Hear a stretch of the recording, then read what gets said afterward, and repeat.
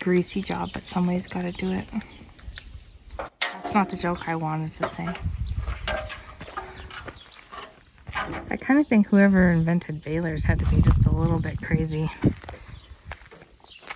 It's got to be the most complicated puzzle.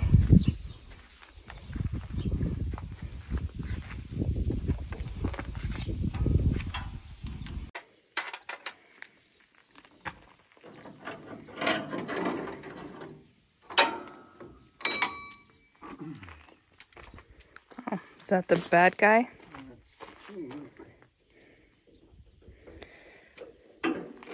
Glenn's replacing a chain in the baler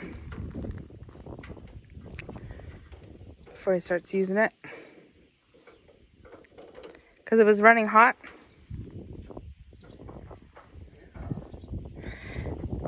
Stuff that's running hot in the baler isn't very good, especially when you're baling up dry things that like to catch on fire. What are you guys doing on a Friday night? This is supposed to be one pulley, I think. Oh. Yeah, it's just supposed to be together. Well, let's go look at the other side because it should be the same, right? Well, we've got the new part, so. Oh yeah, let's go. Apparently there aren't one of those on the other side. It's not what you do to one side, you do the other. It's supposed to be one pulley. It's not supposed to turn. Wow, is that ever nice and green? I'm supposed to be more impressed that it's one piece and not turning. Sure. Oh, shoot. Yeah, that's going to be not a problem. bad. That's bad. All right. It's amazing that it was working. It was working. It's amazing that it was working. That's true. So many things can be pretty broken and still work. Do you see the red supervisor's chair? I mean, it's Friday night. What am I going to do? I'm just moral support, really. I'm just a film crew. Ooh, there's that beautiful sun. That's gorgeous.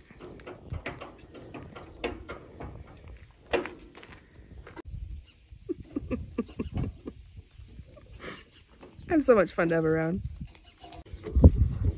When you gotta use this thing, it means the job's really special. Last time I remember using this was that piece on the combine we practically couldn't get off. It was quite the puzzle.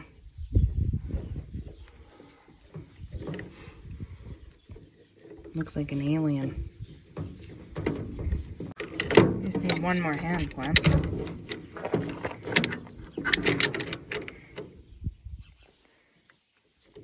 We're gonna set this a little closer. Oh. Third time's the charm.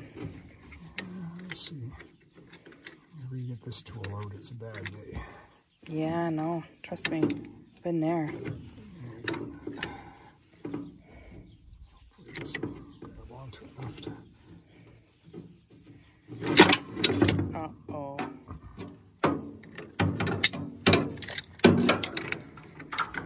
Zippy, we need your help. This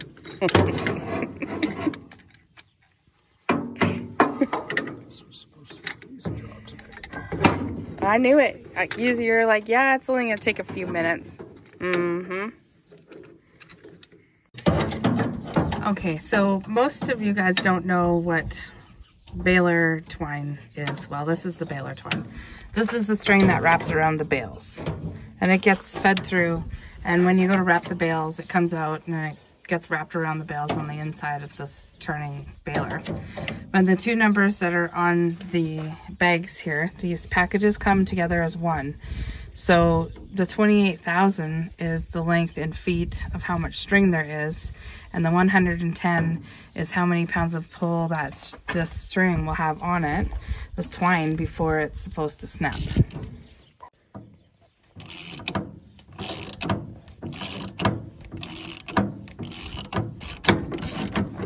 It'll be interesting to see what's going on with it, where it broke and stuff. Because y'all, it's supposed to look like this, remember? One piece. I don't know why it's still working.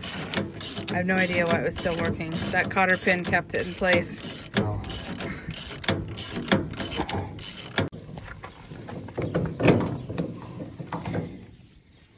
See? Oh yeah. There's a malfunction at the junction there.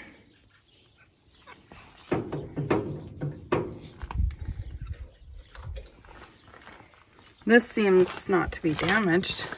Oh, it's fine. Yeah. Yeah, no, it's fine. Sometimes stuff like that will wear funny on the shaft, but no funny wear there.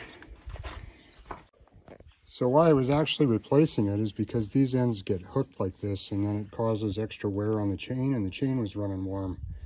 But I didn't realize anything was slipping inside there until we started taking it apart. So that's why we're fixing it. Well, it's back together now.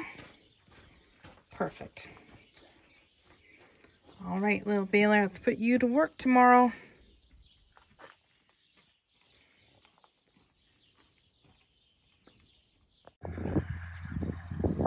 Well, I'm filming this. It's Saturday, August 5th. And Glenn, we had a tiny shower last night. Just like a heavy dew. And then it was cloudy this morning. And it's August long weekend here in Alberta. And so, you know, not that we had better things to do if we can make feed for the cows.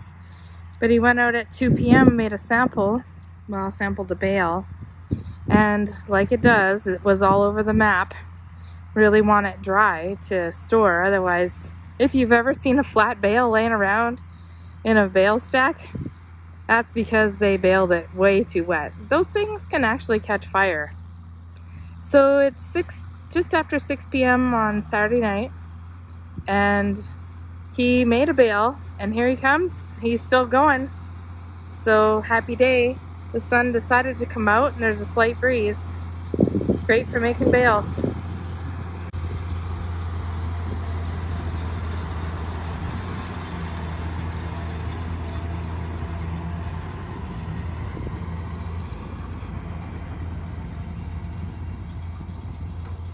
Now, he did say it was about a round and a half to make a bale, and he explained that in the cutting video where he cut this oat green feed. In fact, you can see he just went over, well, this was the previous swath, but you can see what's left and what couldn't be picked up because it fell through down to the ground. Now, that wasn't blown down, it wasn't rained down or anything. That's just how thin the swaths were on it in the parts where it wasn't in a wet spot. So you can see that on this next round too. So of course that's disappointing, but guess who gets to eat that anyway? Cows will eat that up. You betcha. So hopefully we got a few bales. He's made 3 rounds now, I guess, and made 2 bales, so.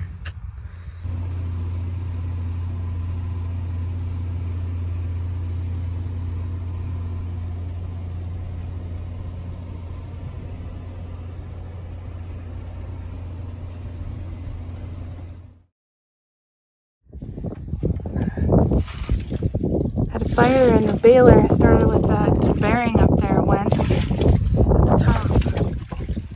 And Glenn noticed the smoke coming from down here, of course, because the sparks would have been down here.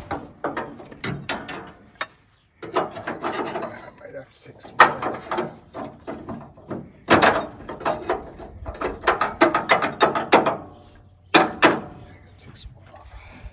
Darn. This thing I'm cutting is cast iron, so it just kind of pours out of Well, you did say it would be hot lava coming out.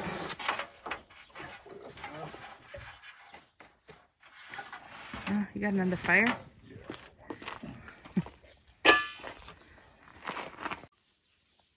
So I was about 4 hours into my baling, and I was making around, and I looked behind me and I seen a couple little puffs of smoke come out of here. So I shut her down right away and popped open the door. And quite a bit of straw and stuff tends to build up in here. You still see some singed straw there. Anyways, there was a whole bunch of stuff in here smoldering away, a little bit of flame. So all along the bottom in here was all burning, little bits and pieces here and there. So I got it more or less put out right away. You can see the singe there, and I'm looking all over trying to find what had caused the fire. And because this is where the action was, I was looking all over here and I couldn't figure out what was the problem. And then after a little bit, I looked up and I seen that is where the problem started. So the bearing went up there, and then pieces of red hot metal had rained down in here, little bits at a time, as they had worked off, and set the stuff on fire that's down in here.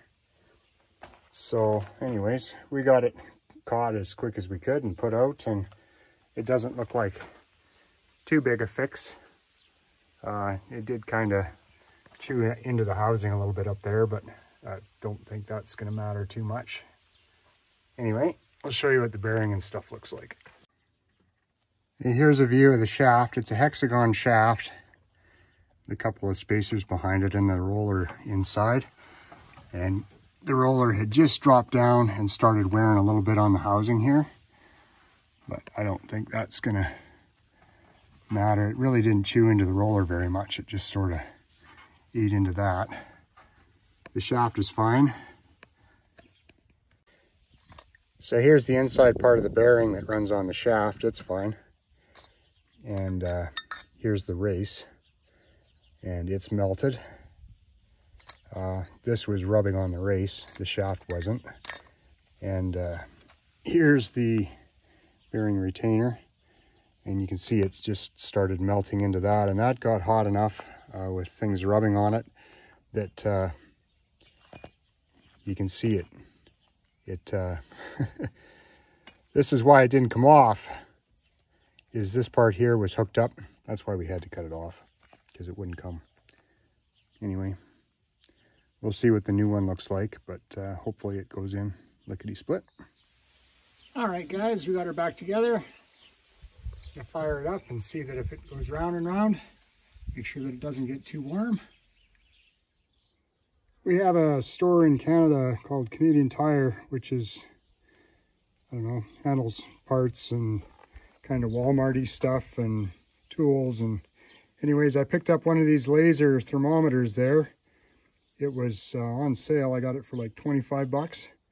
So I should be able to take this sucker and point it at my bearings when everything's turning, and after a while, and just kind of take a temperature of everything, even the stuff that's up so high that I need a ladder to look at. I can just point this at them and keep track of what's getting too hot and what isn't, and hopefully avoid some of these problems in the future. And I don't know, fun little toy, and like for 25 bucks, what the heck.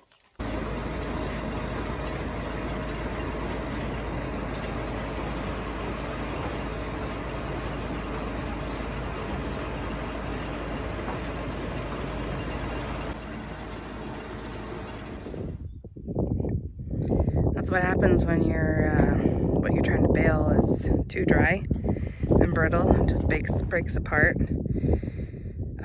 Just won't form a bale. So over there, that's a big bale. That's one of the original bales that Glenn made.